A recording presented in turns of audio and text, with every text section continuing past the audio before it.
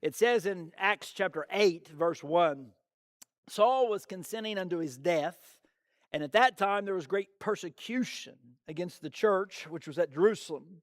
They were all scattered abroad throughout the regions of Judea and Samaria, except the apostles.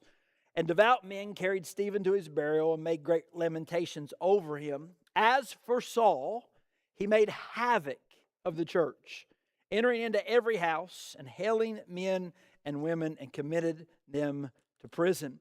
As we saw last week, he was like a wild animal devouring his prey. That word havoc, literally, it's that kind of mentality. It's that kind of thought. He was tearing apart, trying to destroy, doing all that he could to make the church have as much trouble as possible. Great persecution, and he was leading that, and he was attacking the church. And when you come to chapter number 9, it's the same start that we saw in chapter number 8. Look at chapter number 9, verse 1.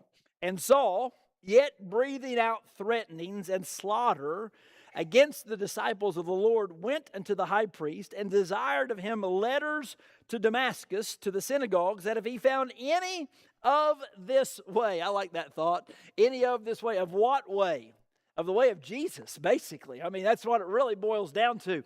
And we're going to see that again tonight, that they were preaching Jesus. Any of that way, any Christians, any believers, any of the followers of Christ, whether they were men or women, he might bring them bound unto Jerusalem. So here in chapter number 9, we see the exact same thing. Saul, at this time, is wreaking havoc in the church, and he's causing many problems. Now, over my years in ministry, I've met some very troublesome church members and people around, but I've never had anybody who had the authority of the government and able to throw me in prison on top of that, attacking me. And the problems they were having here in the early church were very severe.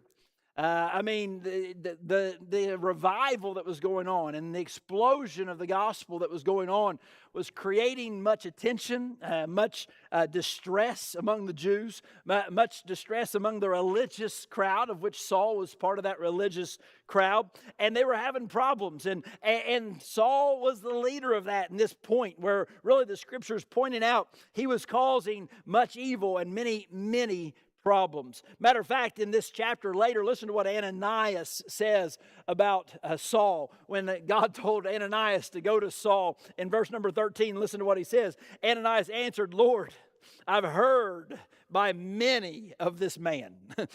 I've heard the rumors by a lot of people, not just one, a lot of people.